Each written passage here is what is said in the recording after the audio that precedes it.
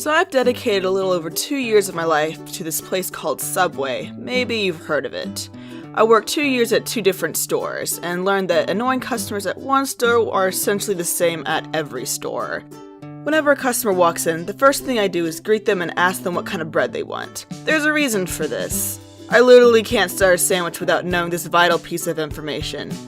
Most customers either know the program of how to order at Subway, others quickly get with the program, but there are those select special few who don't seem to give a damn and probably aren't in a hurry, because boy is their order going to take long. These are the customers that don't listen to the worker. If they did, they'd realize Subway could be a very quick and easy process. These are the people who spew off everything they want on their sandwich without telling you what kind of bread or what size they want, even though you've kindly asked them twice by now the essential question. These are the customers that answer with yes when you ask them what kind of cheese they want. Then, when they finally realize that they haven't properly responded, they answer with the white cheese. Well, we literally have like 5 different kinds of white cheeses. American, provolone, Swiss, pepper jack, mozzarella. You're gonna have to be a little bit more specific. When a worker asks if the customer wants their sandwich toasted, and the customer responds with, I want it warmed, instead of just saying yes like a normal person, we assume they want it in the microwave instead. But when the worker tries to clarify this, the customer just gets both confused and annoyed because they don't try to understand the question. This is even better. When a worker asks if they want it toasted, the customer instead just starts telling them all the vegetables they want. It feels good to be heard. I once had a lady tell me she was ordering for her sister and that her sister wanted a lot of vegetables. She then pointed to the bell peppers and asked, "What are those?" To which I replied, "Bell peppers." Her next query was, "Are bell peppers vegetables?" Not gonna lie, it made me question my life a little. Are bell peppers vegetables? Maybe I'm the naive one, but are there any peppers out there that aren't considered vegetables? And I can't tell you how many people come in and ask for jalapenos with a hard J. Those people are great. They're usually the ones that come in with incomplete orders on a scrap piece of cardboard and always seem to find a non-existent price problem at the checkout.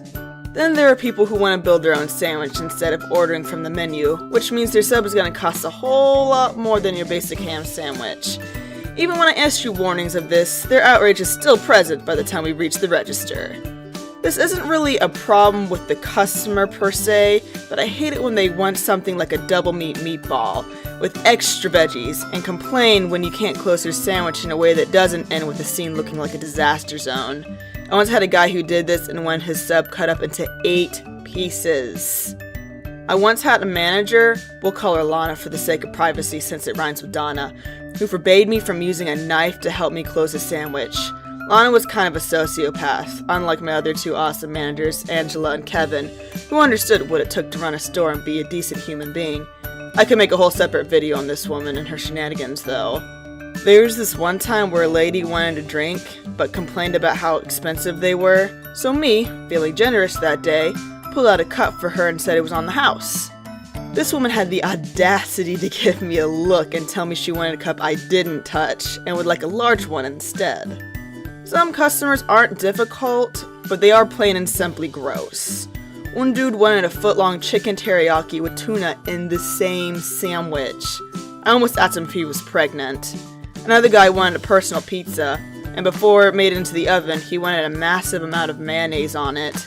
I'm talking like 2 full coats of mayonnaise on a frozen pizza.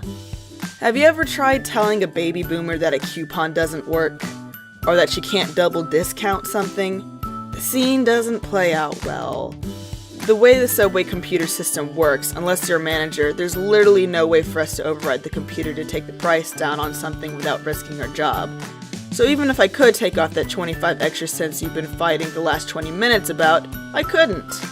And that's another thing I can't wrap my brain around. The people who hold up the line for 10 plus minutes over something less than $1. Ladies and gentlemen, your time isn't worth this. Well, I get paid by the hour, so by all means continue threatening to call corporate on me, but your time shouldn't be worth this. Okay, so let's talk about the people with small children for a minute. I don't care if you bring in your whole family of 12 kids and counting into the store.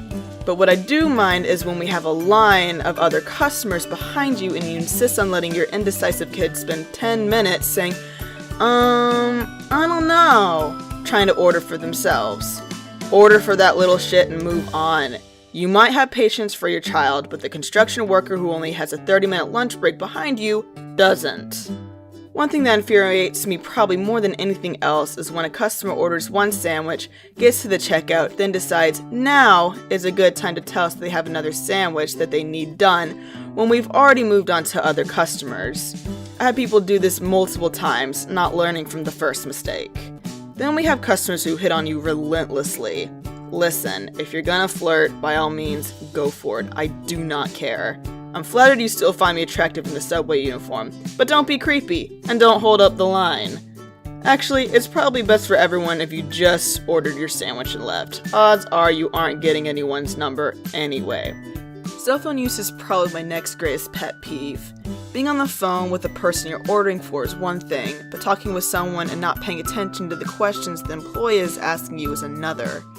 It's just plain rude. You're wasting everyone's time. Have the decency to tell your friend you'll call them back, please.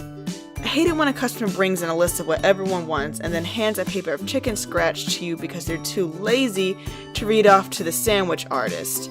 First of all, I can't read this. Second of all, this process would go 10 times faster if I didn't have to stop every few seconds to find my place on the paper instead of just listening to someone call out what they want. Third of all, your paper is dirty and we're technically not allowed to touch it and the food even with gloves on. A lot of you don't know this, but the glass separating you from the buffet of toppings is actually a lid that we can pull down to cover the food. It's up when people order and down when no one's around. So one time one of these lids broke. You could still put it up and it'd stay up, but if someone from the customer side touched it, it'd come crashing down. I'd be in the middle of getting lettuce for someone, then they'd feel the need to touch the glass and nearly get my hands crushed. People touching the glass before this thing broke was annoying because it's just one more thing we had to keep clean. Kids and deaf customers could do it because kids can't help themselves and deaf people don't have much of a choice. But the rest of you should probably just keep your mitts to yourself and just tell us what you want. Sometimes customers would mumble, and I could not understand what they were saying for the life of me. No matter how many times I asked them to speak up, they'd keep mumbling. I understand some people naturally speak softly and things like social anxiety exists, but you have to talk louder if the person preparing your food cannot hear you. It's that simple. I suppose this next part is not entirely the fault of the customer because it doesn't always compute with them what time a store is busy or not. It is very frustrating when lunch rush rolls around and people start calling the store to place an order. When a rush hits, Subway is only staffed enough to keep the line moving. Now answer a 10-minute order if you're still trying to figure out what you want. We have online orders for that, which still does a great job of disrupting the flow of things. When getting vegetables on your sandwich, please know the sandwich artist is trying to get done as soon as humanly possible so we can get to the next customer. Subway is a fast food place, and we tend to take that seriously. Don't just list one thing and wait seconds after we're done putting that one thing on till moving on to the next. Just tell us everything. We will typically remember the entire list, even if it's long. If we get to the end and we forget something, then just remind us. Now, this next part isn't just a Subway thing, but please flush when you use the bathroom. And not just that. If you put a bunch of toilet paper on the seat, flush that too. No one wants to walk in and deal with your nasty-ass makeshift toilet cover. I feel like this should be common sense, but you'd be surprised. On that note, once you're done eating, throw out your trash too. Other people might want to sit there, and we don't always have a moment to break away from a rush to clear off a dirty table. You're not creating jobs when you leave your trash behind. You're actually just a lazy person. Don't justify your flaws with this creating jobs nonsense. It annoys me when a customer asks for things like extra double meat or cheese on their sandwich and then get mad at you when the price of their sandwich goes up. Extra anything is extra money. I'm pretty sure it's that way at any restaurant, especially fast food. Yeah, Subway charges too much, but that's not my fault. People explode on employees like they're directly responsible for cheese being an extra 50 cents. Sometimes customers come in and they want a 3-foot sub like right then and there, and then when I explain to them that we need a 24-hour notice to make a 3-foot sub, they leave all huffy puffy. Listen dude, we don't keep 3-foot or 6-foot subs on hand. They're made to order because they take a lot of time to prepare, like thawing the dough, braiding the dough, proofing the dough, baking the dough, and finding time to clear off all the tables and put all the toppings on while customers come in. When we say we need 24 hours, we do actually need 24 hours. It's the same problem with people who walk in and need like 10 catering platters done in 20 minutes. That's 50 footlongs, dude! Each footlong requires at least a minute to complete, and that doesn't include staging on the platter. This also doesn't include other customers who walk in and want to order. Again, this next part isn't entirely the customer's fault, but it's how they handle it. If you have a $100 bill and you're ordering something less than $10, Subway might not be able to take that bill. If it's early in the day or we just did a cash drop, then we simply don't have the money in our register to give you change back for that 100. It'd wipe out our register, and we don't always have a manager available to go into the safe and fix the issue, or the time if there's a big lineup of people. Speaking of the register, I hate it when a customer gives me money for their order, and then I press the button to open the register to give them their change, and then the customer is like, "Oh, I might have change." But the change they give isn't the exact amount, so now I have to bring out the calculator. If you have change, tell me ahead of time. I don't like doing math with someone else's money, okay?